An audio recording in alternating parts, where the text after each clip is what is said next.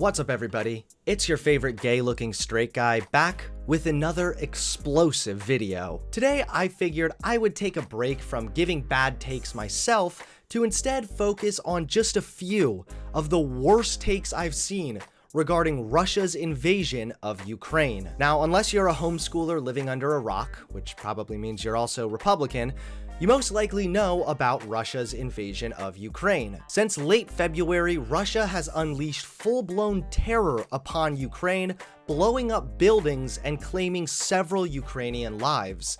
Putin has been at odds with Ukraine ever since Ukraine's pro-Russian president was overthrown in 2014.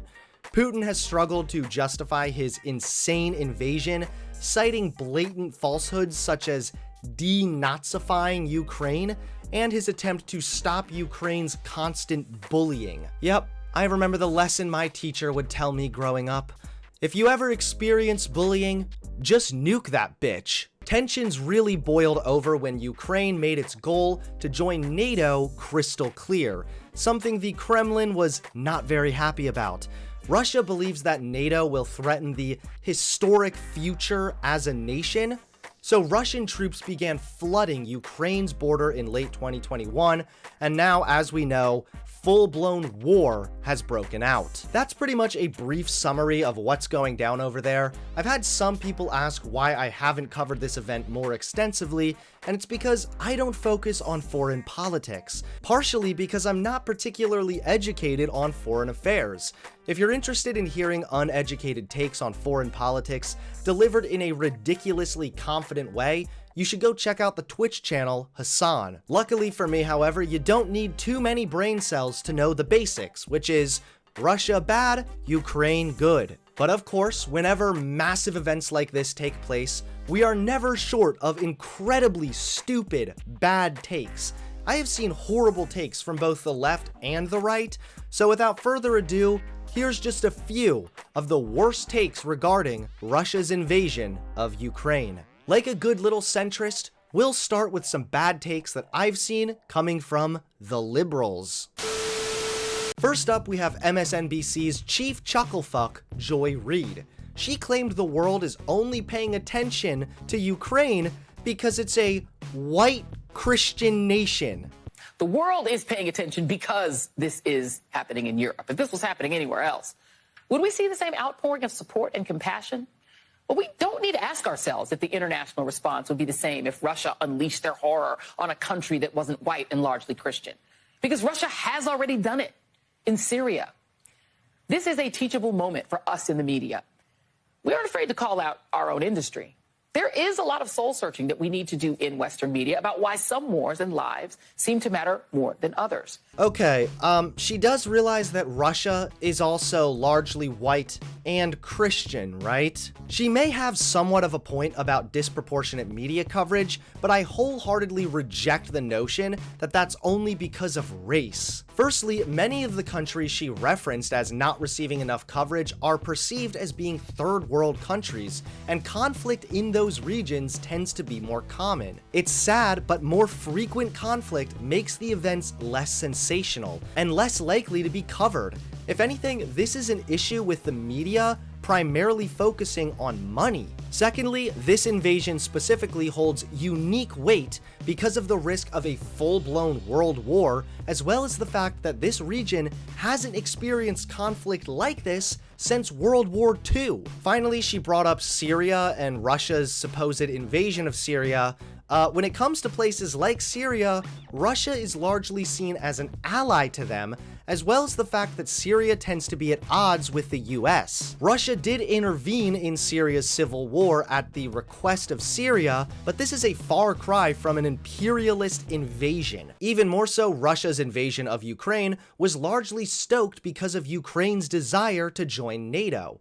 This is something that largely impacts people in the West. This has very little to do with white people or brown people, and it has a lot more to do with Western media covering an event that has the potential to affect Western regions. Finally, I think it's really sad that Joy Reid seems to be attempting to stoke the flames of division during a time when the world is mostly united in its support for Ukraine against authoritarian imperialism.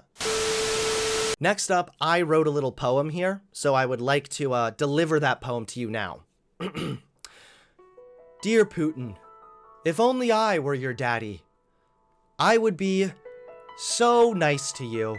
I would give you a strong, masculine image to look up to, so you wouldn't have to overcompensate to try and make amends for your own masculinity. We would get ice cream together. You would probably get mint chocolate chip, and we would hold hands and frolic among the fields like wild fawns. If only I was born much, much earlier, then I could be your papa. Have you had enough yet? Well, I hate to break it to you, but the celebrities are at it again. Actress Anna Lynn decided to throw in her own piece to support Ukraine, dropping a slam poem about Putin's mommy issues. Dear President Vladimir Putin, I'm so sorry that I was not your mother. If I was your mother, you would have been so loved, held in the arms of joyous light. Never would the stories plight the world unfurled before our eyes, a pure demise of nations sitting peaceful under a night sky. If I was your mother, the world would have been warm.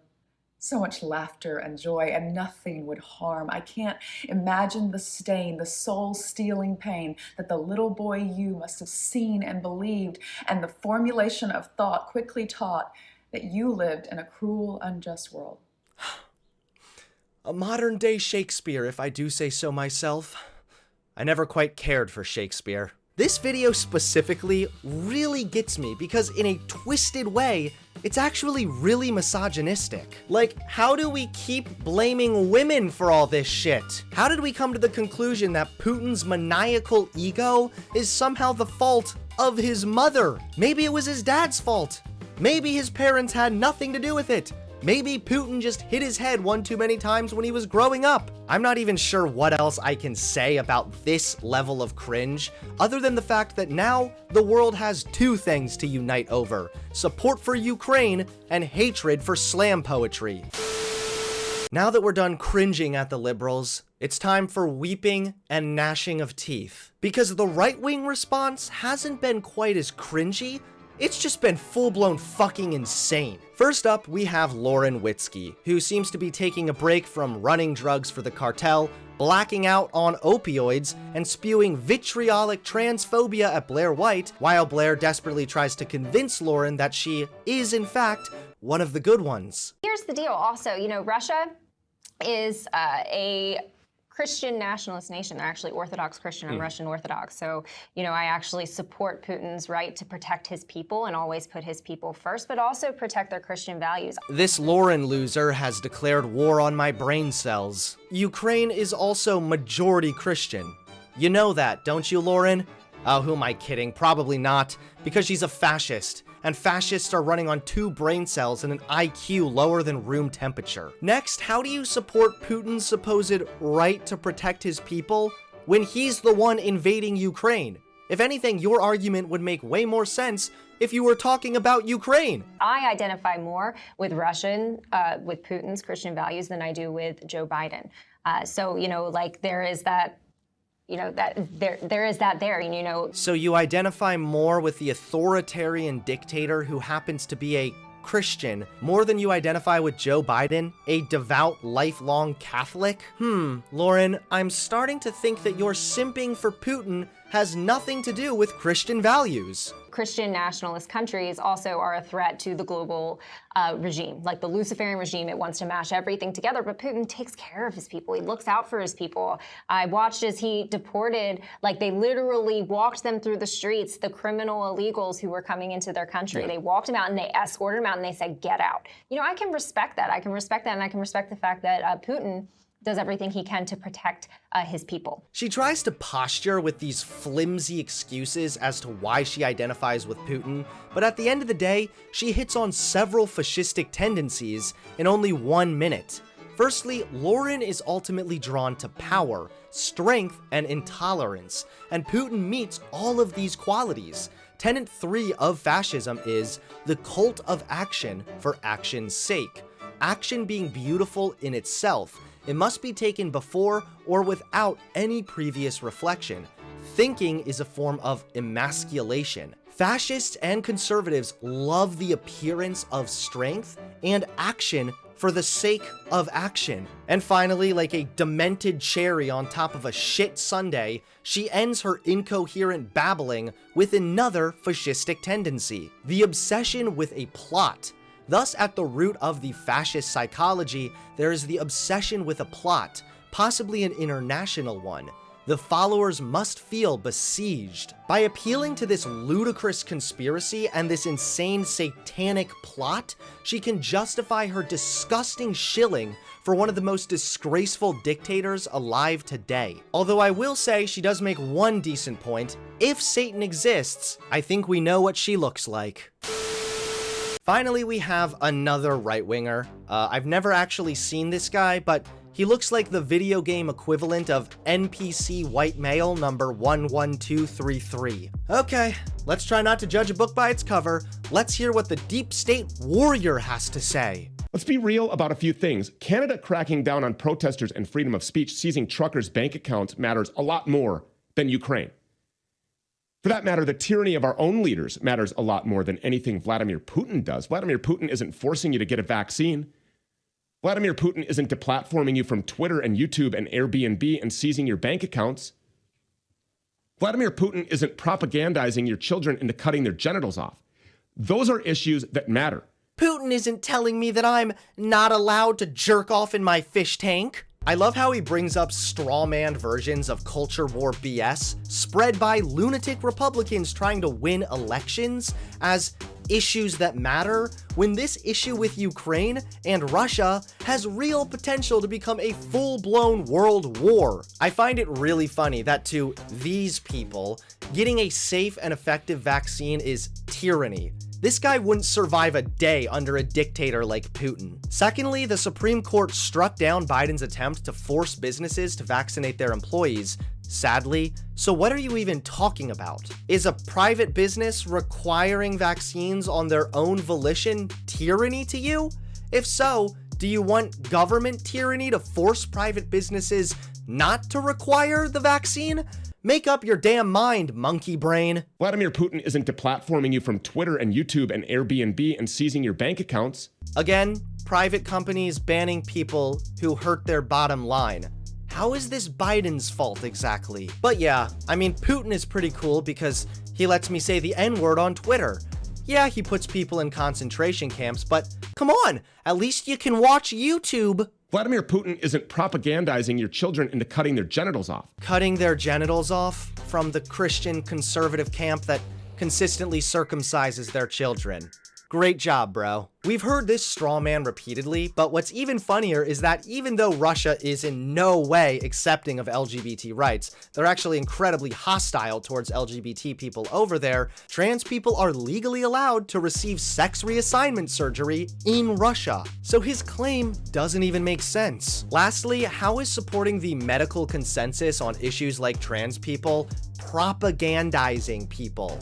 I mean, if anything, your schizophrenic rant resembles propaganda far more than scientific literature ever has. But let's face it, I think this guy was forced to cut off his genitals. That might explain why he seems to have absolutely no balls. At the end of the day, these are just a few of the worst takes regarding Russia and Ukraine.